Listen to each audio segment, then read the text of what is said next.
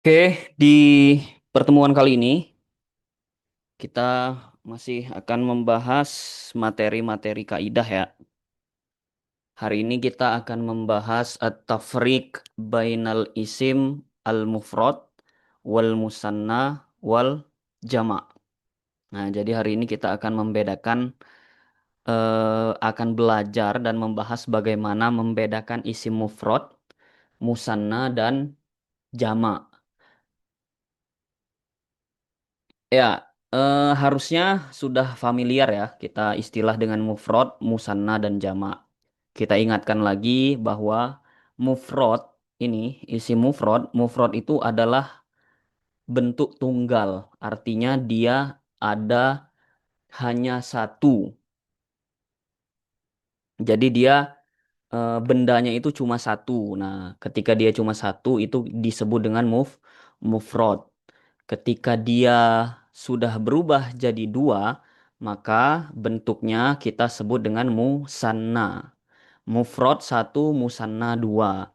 Nah, apabila sudah lebih dari dua, jumlahnya lebih dari dua, maka dia disebut dengan jama.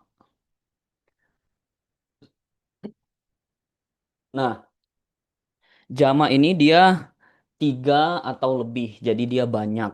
Nah, bentuk jama ini ada tiga. Yang pertama jamak taksir. Kemudian ada jamak muzakkar salim dan jamak muannas salim. Nah, apa itu jamak taksir? Apa jamak muzakkar salim sama muannas salim ini bedanya apa? Nah, kalau tadi mufrad sama musanna ya udah satu sama dua selesai ya. Nah, kalau dia lebih dari tiga kita sebut dengan jamak. Nah, ada tiga bentuk jamak. Ada jamak taksir, muzakkar salim dan muannas salim. Nah, jamak taksir ini dia tidak memiliki rumus. Jadi yang jamak taksir ini dia nggak ada rumus dan dia biasanya dipakai di benda-benda, contoh ya kitabun dan lain sebagainya. Nanti kita lihat contoh-contohnya. Nah, kalau jamak muzakkar salim ini dia khusus untuk isim yang muzakkar.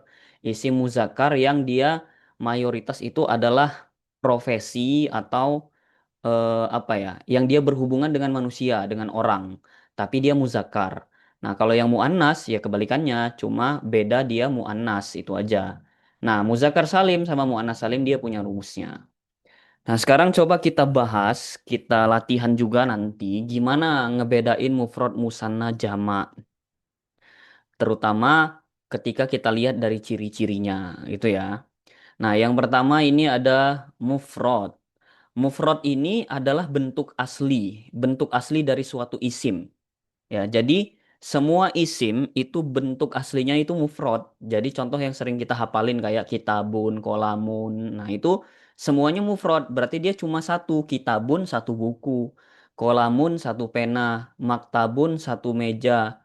Muslimun satu orang muslim. Muslimatun satu orang muslimah. Nah, bentuk asli dari isim itu semuanya mufrad. Nah, jadi bentuk aslinya ya mufrad ini dia nggak ada rumusnya ketika memang dia bentuk aslinya. Gitu. Jadi yang apa misalkan yang udah kita hafalin jami'atun, kampus. Nah, itu bentuk aslinya. Berarti dia apa? Mufrad, berarti satu kampus gitu. Nah, itu ya. Jadi mufrad ini dia bentuk aslinya.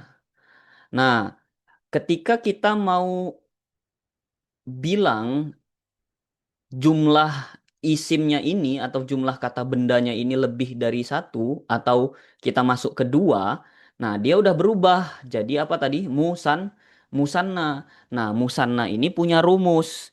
Jadi kalau kita bilang kitabun itu satu buku, kalau kita mau bilang dua buku ada rumusnya. Gimana caranya? Nah, ini rumusnya. Nah, rumusnya ini adalah mufrad, bentuk mufradnya ditambah alif dan nun.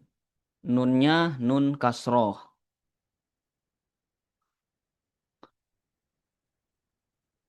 Nunnya nun kasroh. Nah, jadi mufrad ditambah alif dan nun kasroh. Contohnya gimana? Nah, ini kitabun. Kitabun ini bentuk aslinya. Bentuk mufradnya kitabun. Ketika kita mau bilang dua buku, jadi bentuk aslinya kitab ditambah alif dan nun. Nah, jadi kitabun jadi kitabani. Nah, semuanya sama. Mau dia muzakkar atau muannas semuanya sama, tinggal ditambah alif sama nun. Kolamun jadi kolamani. Maktabun jadi maktabani. Muslimun jadi muslimani. Muslimatun jadi muslimatani. Mudarrisun jadi mudarrisani. Nah, jadi mudah kan? Tinggal kita lihat bentuk mufradnya, kita tambah alif sama nun. Itu kalau dia jadi dua. Mudarrisatun. Nah, ini muannas nih. Jadi mudarrisatani. Nah, sama dia. Tolibun jadi tolibani. Tolibatun. Nah, ini kan muannasnya. Jadi tolibatani. Nah, itu untuk kita mengubah dari bentuk tunggal ke bentuk musanna atau dia bentuk yang ada dua gitu. Jadi nggak bisa kita bilang misalkan ada dua buku, kita bilang isnani kitabun, salah ya kan? Nah kayak ya dua dua apa bahasa Arabnya wahidun isnani gitu kan? Nah kita nggak bisa bilang eh, kitabun isnani dua buku, nggak bisa. Salah, karena kalau kitabun pasangannya wahid. Kitabun wahidun, satu buku. Kalau dia udah dua, nggak boleh lagi kita pakai kitabun. Kita harus pakai bentuk musannanya apa? Tambah alif dan nun. Kitabani. Jadi kitabani isnani. Nah, jadi dua buku. Gitu ya. Jadi diingat-ingat. Kalau dia ada yang ujungnya apa namanya alif sama nun, karena yang sebelumnya itu kita bahas, ciri-ciri dari isim itu adalah tanwin atau alif lam. Nah, itu hanya berlaku di bentuk mufrad. Kalau dia udah di musanna, dia nggak pakai lagi apa namanya tanwin. Karena udah digantiin dengan ciri-ciri musanna, ada alif dan nun gitu ya.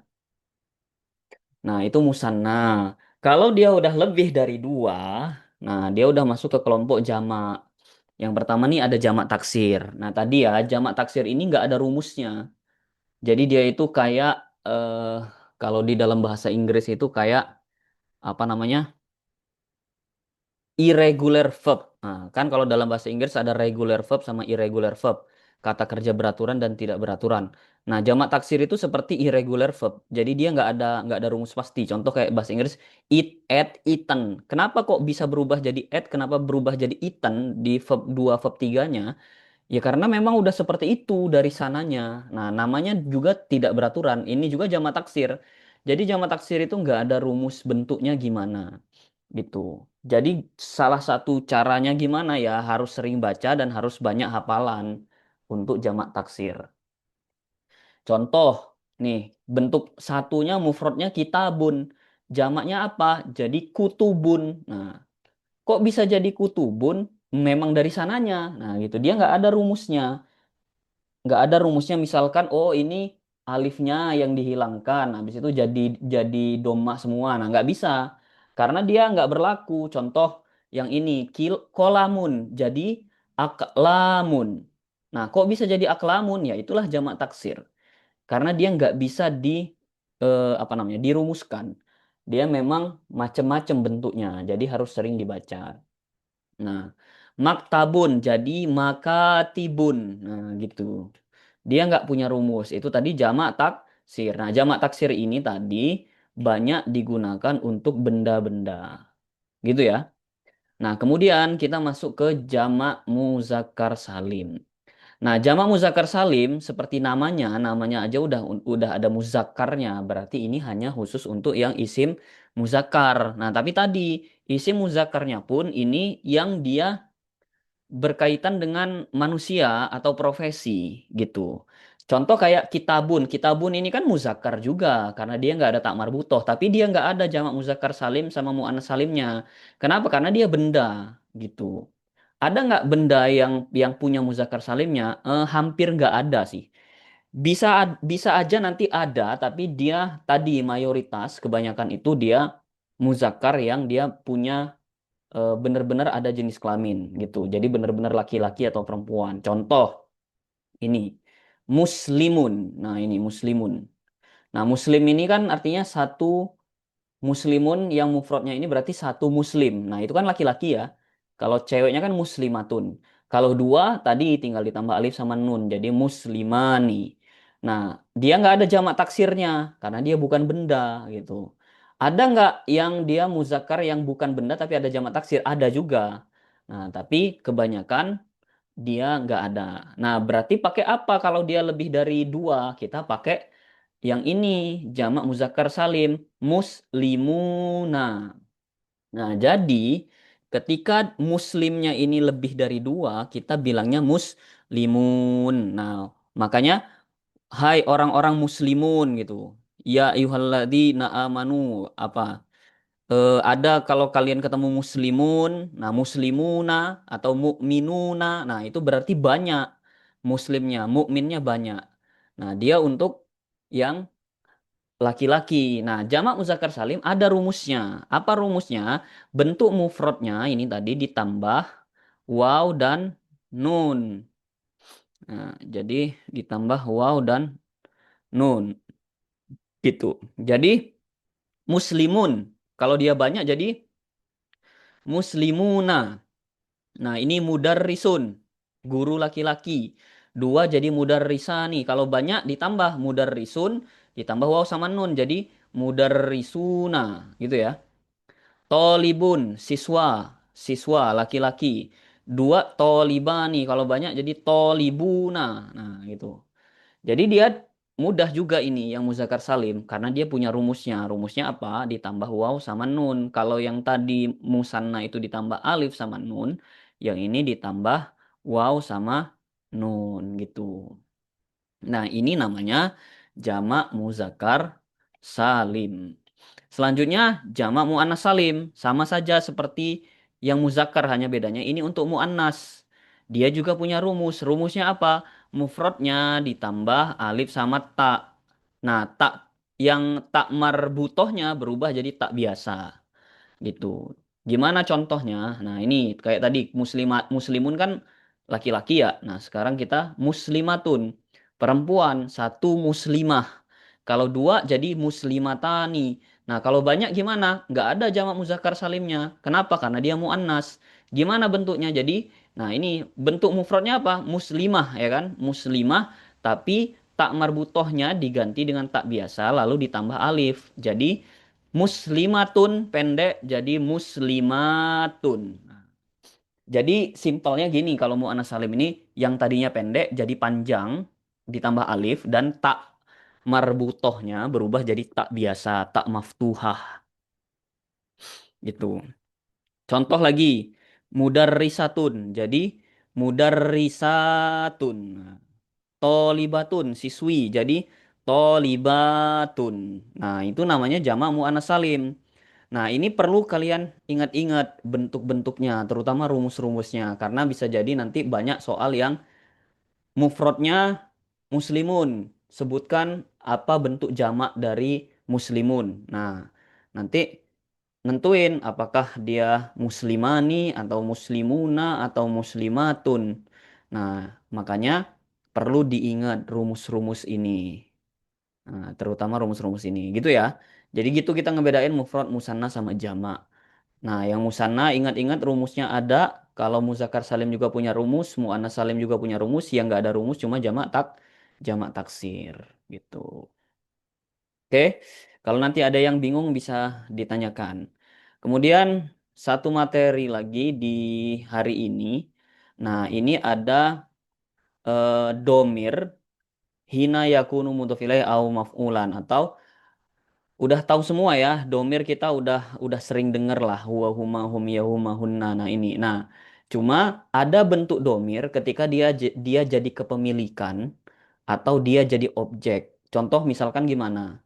Nah kayak kita mau bilang buku, buku tadi kan kitabun. Nah kalau kita mau bilang bukunya, nah buku punya dia gitu kan, buku punya Ahmad atau kita bilang bukunya. Nah bukunya itu kita nggak bisa lagi bilang kitabun huwa, dia udah berubah. Berubahnya gimana? Jadi kitabuhu. Nah, jadi yang tadinya kitabun huwa berubah jadi kitabuhu. Kalau kita mau bilang itu bukunya. Sama juga ketika domir itu jadi objek. Maksudnya jadi objek gimana? Nah, ini contoh misalkan. Doroba, artinya doroba itu kan memukul. Nah, kalau kita mau bilang eh, Ahmad memukulnya, nah itu kita nggak bisa bilang Ahmad doroba huwa, salah. Karena kalau dia huwa ini posisinya sudah jadi objek, dia berubah jadi hu bentuknya. Jadi kalau Ahmad memukulnya, kita bilang dalam bahasa Arab apa? Dorobahu. Nah, yang tadinya huwa berubah jadi hu. Nah, sama bentuk dia ketika jadi kepemilikan atau dia sebagai objek. Nah, bentuknya beda-beda. Kayak huwa jadi hu. Huma tetap jadi huma. Hum jadi hum. Hia jadi ha. Nah, huma tetap huma. Hunna jadi hunna. Nah, kalau huwa huma hum hia huma ini, huwa, hia huma hunna ini kebanyakan sama ya. Cuma beda huwa sama hia. Nah, yang beda cuma dua ini. Nah, soalnya dia huma sama hum sama, huma sama hunna sama. Nah, kalau anta ini dia berubah jadi ka. Jadi bukumu bukan kitabun anta, tapi apa? Kitabuka. Nah, memukulmu jadi dorobaka, bukan dorobaan anta. Nah, ini diingat-ingat. Kalau anta jadi ka, kalau antuma jadi kuma, kalau antum jadi kum. Nah, makanya kayak assalamu alaikum. Nah, keselamatan kepada kalian semua. Nah, itu kan anak antum, makanya pakai kum alaikum. Nah, jadi alaikum di situ dia sebagai objek gitu. Nah, kalau anta dia ka, kalau anti dia ki. Nah, itu aja ngebedainnya. Kalau anti dia ki, antuma sama kuma juga. Kalau antunna jadi kunna. Dan jadi ingat-ingat, kalau dia jadi objek, kalau dia yang bagian anta antum antum anti antuma antunna itu dia pakai ka. Kalau yang huwa huma hum sama. Nah, teman-teman harus harus bisa lihat pola-pola itu supaya mempermudah memahami dan menghafalnya. Jadi nggak perlu benar-benar satu-satu, tapi lihat pola-polanya aja. Nah, yang agak beda ana sama nahnu. Nah, kalau ana itu dia jadi ya. Makanya kalau kitabun kita mau bilang itu buku saya, jadinya apa? Kitabi. Nah, buku saya. Kolamun, pena kalau bilang pena saya jadi kolami. Kayak kemarin jamiatun itu kampus. Saya mau bilang itu kampus saya jadi jamiati. Nah, ada tambahan ya di situ. Nah, kalau dia sebagai objek ada tambahan nunnya. Jadi doroba jadi dorobani. Nah, jadi memukul saya. Dia memukul saya. Jadi dorobani. Nah, ada nunnya ketika dia jadi objek. Nah, ini agak beda untuk yang ana. Nah, selain itu sama. Kalau nahnu ini jadi na gitu. Jadi buku kita, jadi kita buna. Nah, kalau dia memukul kita, jadi dorobana. Nah, nah ini perlu dibaca-baca, diingat-ingat. Tadi ya, pahamin pola-polanya, dikelompokin. Misalkan ini huwa huma hum hiya huma hunna. Oh, itu dia berarti sama aja ujungnya. Huma tetap huma, hum sama dengan hum. Huma sama dengan huma, hunna sama dengan hunna. Yang beda cuma huwa sama hiya. Kalau huwa jadi hu, kalau hiya jadi ha. Gitu. Kalau anta, dia pakai ka. Kalau dia satu k, kalau dia kuma, kalau dia antum jadi kum. Kalau antiki, kalau antuma kuma, antuna jadi kunna. Kalau ana jadi ya, nahnu jadi ini na panjang, nun panjang. Kita buna, dorobana, nah gitu ya. Nah ini dipahamin. Nah ini ada contoh misalkan latihan. Nah kadang kalau yang tentang domir itu ya biasanya kita disuruh ngubah satu kalimat menggunakan domir yang lain. Contoh misalkan ini ada kalimat haza kolamuhu. Nah, artinya ini penanya ya kan. Nah, hu ini kenapa dia pakai hu? Karena huwa domirnya. Nah, misalkan kita disuruh ganti jadi anta. Nah, kita disuruh ganti jadi anta. Jadi apa? Nah, tadi yang tadinya kolamuhu kita ubah jadi kolamuka. Kenapa kok kola muka? Karena anta. Kita lihat tadi anta. Oh iya ingat ya, anta kan pakai k. Berarti kola muka. Artinya penamu gitu. Nah, ada lagi misalkan hunna.